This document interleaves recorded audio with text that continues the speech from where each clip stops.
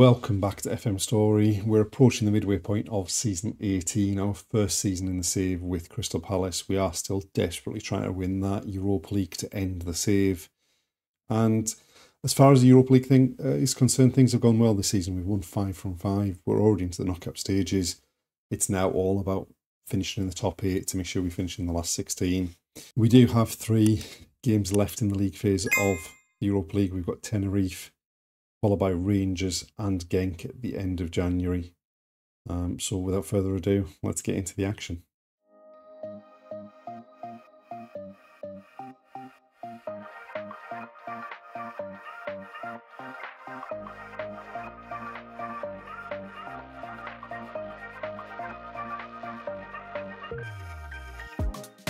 So we're now towards the end of January. We've got a big Europa League game coming up against Rangers.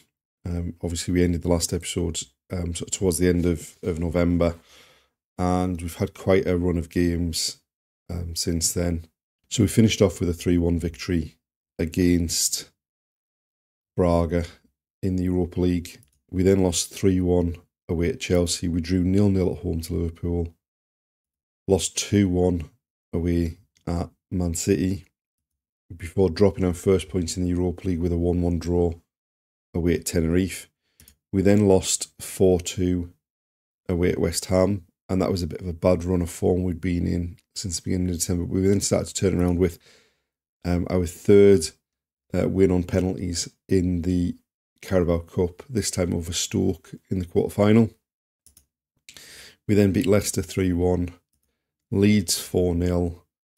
We got hammered 4-1 at Brighton. We were 1-0 up, we had a player sent off, and then conceded 4 goals in the second half. And then we started the new year with a 0-0 draw at home against Brentford. We beat Everton 1-0 in the third round of the FA Cup. We drew 3-3 in the home leg of the semi-final of the Carabao Cup. Beat Derby 0-0, or drew 0-0 with Derby in the league. Then yet another penalty win in the Carabao Cup. We've won on penalties in every round thus far, this time over West Ham. We then drew 1-1 in the most recent league game with Tottenham. What we do have coming up is the last 2 games in the Europa League phase. We've got Rangers at home, who are in 15th. We've got Genk away, who are in 13th. We are already guaranteed to be in the knockout stages. And we probably just need a victory. If we can get a victory over Rangers, that should probably secure our spot in the top 8 and make sure we go straight into the last 16. And we have a chance of a trophy this season already. We're into the Carabao Cup final, obviously having beaten West Ham on penalties in the semi-final there. We've got Man City in the final, the end of February.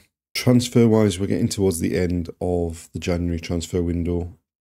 We've sent a couple of players out who weren't going to be involved in first-team football.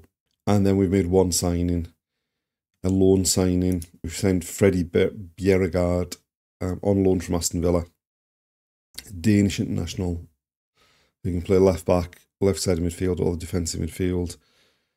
And the reason for signing him is just we didn't have the depth at left-back. We had Avier as our starting left-back, and it might even be that Bjerregaard is ahead of him in terms of that now.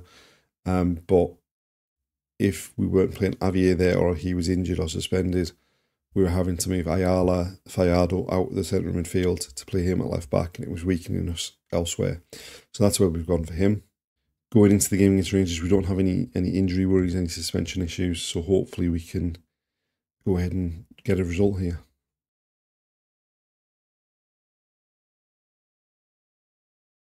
We had a bit of a recording issue with the Rangers game. In the end, we drew 2-2, but it was an eventful game.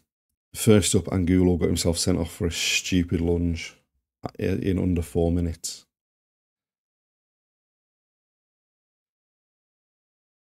And then we give the ball away in a stupid position, short past the midfield, and then they just flood forward. And then a ball over the top, and McCormack just takes it down and beats Guillaume to put them 1-0 up. just before half time.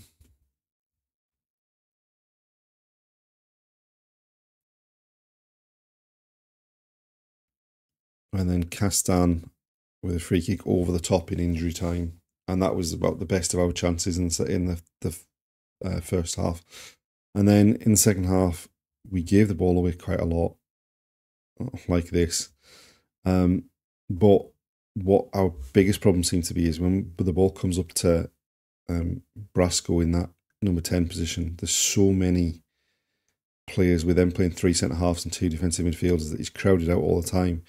But this time, he manages to nick the ball back and stick Castan through. And it looks like Castan's gone too far wide, cut chops back, and then just bends it past the keeper and the defender on the line. And then after making a couple of changes in the second half to get some fresh legs on, we got a free kick. Ayala Fiado to the back post. Avier, who'd just come on with a header, loops it over the keeper. And with 16 minutes to go, put us in front with 10 men.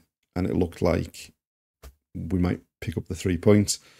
But then a free kick from them deflects off the wall, basically hits their player, goes in. When I first saw it, I thought he was offside. There is players of ours playing him on. There wasn't. We never got a replay of it, so it obviously wasn't particularly close. And then late on, they had some chances. They were the more threatening team.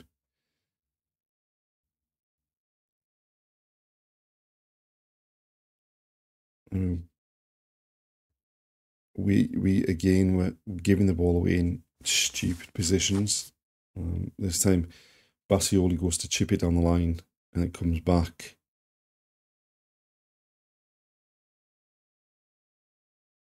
And then we just give the ball away stupidly in the middle of the pitch there. Let them flood forward again, over the top.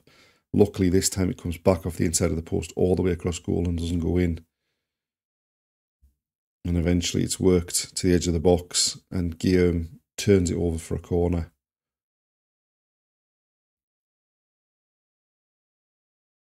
And then the corner doesn't really come to much either. It's into the near post. Avier gets his head on it.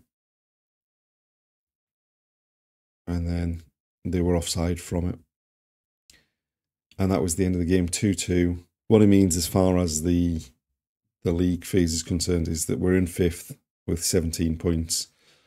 The teams that are looking to get into the top 8 are on 12 and 14 points. So a point in the last game against Genk, or better, will guarantee us a spot in the top 8 and take us straight into the knockout, into the last 16 rather than having to go into the knockout playoff round.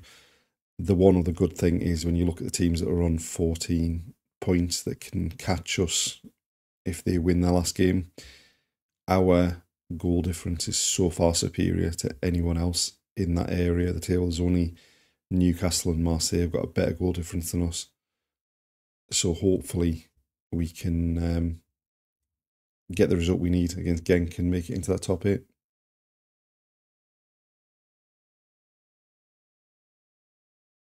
We've played one game since the Rangers game, which was the 4th round of the FA Cup, where we lost at home against Derby. And going into this game, a point should be enough. Well, a point will be enough for us to make sure we finish in the top 8 and go straight to the last 16. Even if we get beaten, the goal difference advantage that we have should be enough as long as we don't get hammered. We do have Samuel Angolo missing through suspension after a stupid send-off in the last game. So Goodall switching to the right, and Ennis is finally back fit. He's coming on the left. All right, so it's 4-4-2 against our 4-2-3-1. Very little happening early on in this game. All right, a free kick for us.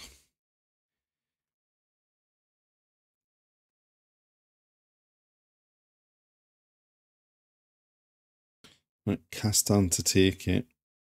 Swings it into the box. It's headed down and then fired high over the top. And there we are, half-time 0-0. A very, very dull first half. To be honest, take more of that in the second half. as long as it guarantees ourselves a spot in that top 8. Right, we sent the same team out to start the second half. Right, they've gone long from the back. Benavides wins a header. Brasco with space to move forward into. Castan's dumped on the ground, but it's eventually worked through to Brasco. He scores again.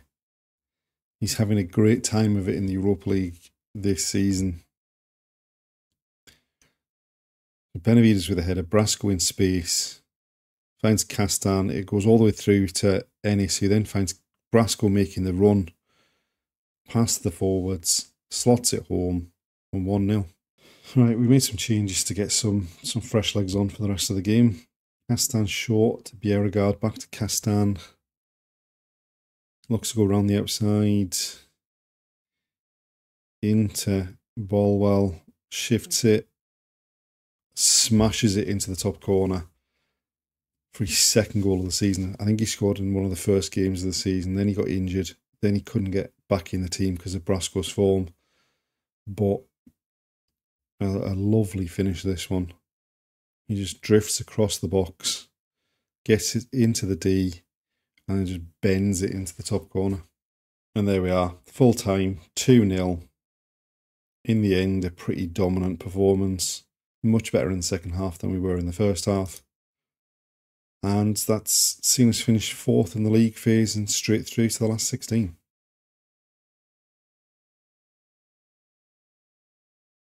And there we are, the end of another episode. We're into the second half of season 18. We've made it into the last 16 of the Europa League. We'll see that in the next episode, along with the Carabao Cup final against Man City. So join us next time to see if we can make it into the quarterfinals and push on this season. Thanks for watching, and we'll see you then.